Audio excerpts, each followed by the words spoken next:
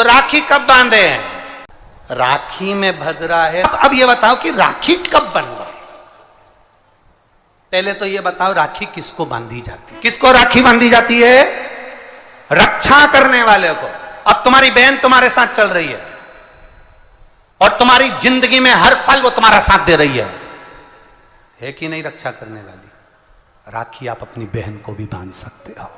दो बेटियां आपस में बात कर रही थी, मेरा भाई नहीं है गुरुजी, मैं क्या मेरे बुआ के लड़के को राखी बांधने जाऊं? मैं क्या मेरे मामा के बच्चे को राखी बांधने जाऊं? मैं क्या उसको? राखी बंधवाने वाले के मन में ही नहीं है, क्योंकि उसके मन में आ रहा है 500 रुपए देना पड़ेगा, उसकी मम्मी के मन में आ रहा है कपड़े दिलवाना पड़ेंगे। पर तुम्हारे भीतर ऐसा भ्रम उत्पन्न कर दिया कि राखी के लिए लड़का होना जरूरी है, भाई होना जरूरी है। शिव महापुराण कथा कहती है जो तुम्हारी रक्षा करे राखी उसके हाथ में होना चाहिए। तुम्हारी बहन जरूरी नहीं कि भाई होगा तो राखी बंधेगी, तुम्हारी बहन तुम्हारी रक्षा कर रही है, राखी बांधिए। रक्षा करने वाला पिता भी होता है, बेटी अपने बाप के हाथ में भी राखी बांध सकती है, वो रक्षा करता है।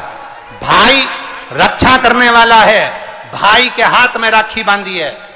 और मेरा गणेश, मेरा शिव, मेरा ओघड़दानी, मेरा लड्डू गोपाल, मेरा कृष्णा, मेरा राम, जो भगवान तुम्हारे घर में है, राखी उनको भी बांधिए, वो तुम्हारी रक्षा करते हैं। राखी गुरु को भी बांधी जाती है, क्योंकि गुरु रक्षा करने वाला होता है, मार्ग प्रशस्त करने वाला होता है।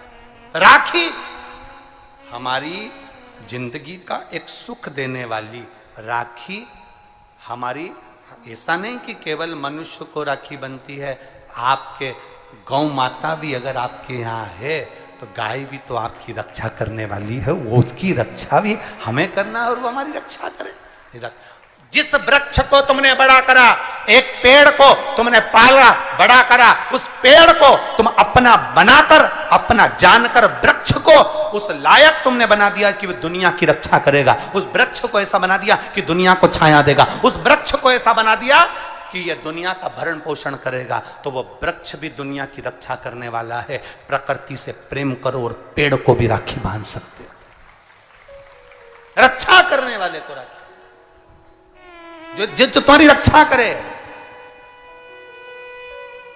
एक मां अपनी बेटी की, अपने बच्चों की रक्षा करती है। ये जरूरी नहीं कि तुम, हमारा भाई नहीं है अब हम किसको राखी बांधे, हम किसको भाई बनाएं, हम किसको भाई बनाएं, हम किसको भाई बनाएं। जी ये भाई बनाने के चक्कर में धोखे में मत आ जाना, कहीं एड़े गेड़े नट्ठू खेड़े के राखी मत बांधिया ना। नहीं तो मालूम पड़े वो एक राखी तो बनवाएगा और मालूम पड़े पूरी जिंदगी तेरी बर्बाद कर दे। इसलिए जो घर में है, बहन है, कुटुंब है, परिवार है, उसमें राखी बांधी।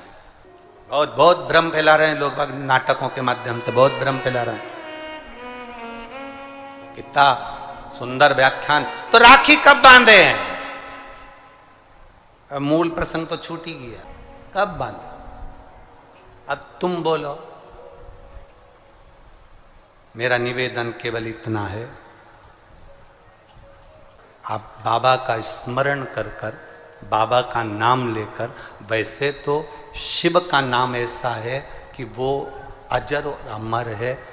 मेरे बाबा का बनाई गई हर घड़ी, हर पल, हर क्षण मेरे बाबा का है। उसका नाम लेकर रात्रि के 9 बजे के बाद आप भगवान की राखी का स्मरण कर कर बांधो, कोई मना नहीं। शिव तत्व को। त्योहार कब का है? राखी का त्योहार कब लिखा है पंचांगों में, कैलेंडर में? लिखा तो मनाना, दिल से मना, आनंद के साथ।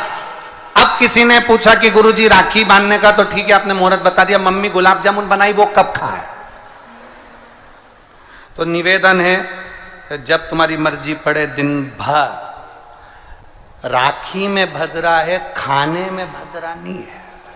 तुम तो अच्छे से खाओ दपट के, कोई मना, तुम खाओ दिल से। तुम्हारा दिन भर ऐसा बीतना चाहिए, ऐसा नहीं कि मुंह उतार के बैठे रहो राखी तो, पर दिन भर तुम्हारे चेहरे पर प्रसन्नता होना चाहिए और मिठाई का आनंद होना चाहिए। दिन भर तुम्हारे चेहरे पर प्रसन्नता हो कि आज रक्षाबंधन है। नहीं तो त्योहार को तुम छोटा कर दो, सुकुड़ दो, ऐसा नहीं। बड़ा हमारा दिन भर त्योहार रक्षाबंधन का, खूब एंजॉय करो, अपने जीवन को आनंदित करो।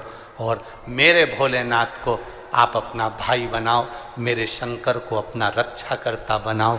मेरा देव अधिदेव महादेव तुम्हारे से कदम मिलाकर चले, यही भाव रखते हैं। शिव तत्व की प्राप्ति, शंकर का अनुभव करो, भगवान की भक्ति करो, शिव की आराधना। मीट ऊपर हो जाए, उसके बाद आप भगवान का भजन करते हुए खूब रक्षाबंधन का त्योहार आनंद से मनाइए।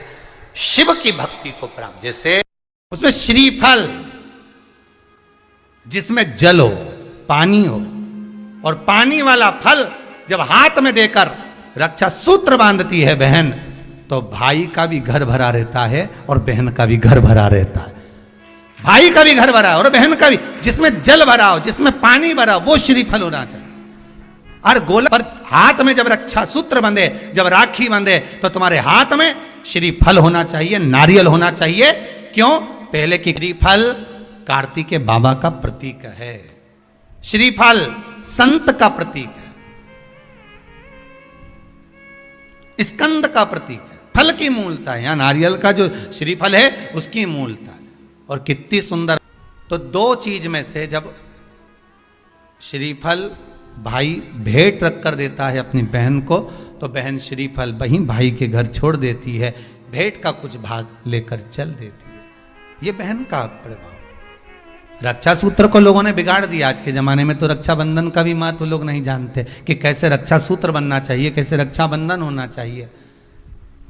उसका भी विशेष महत्व होता है भाई, उसकी भी मूलता होती है।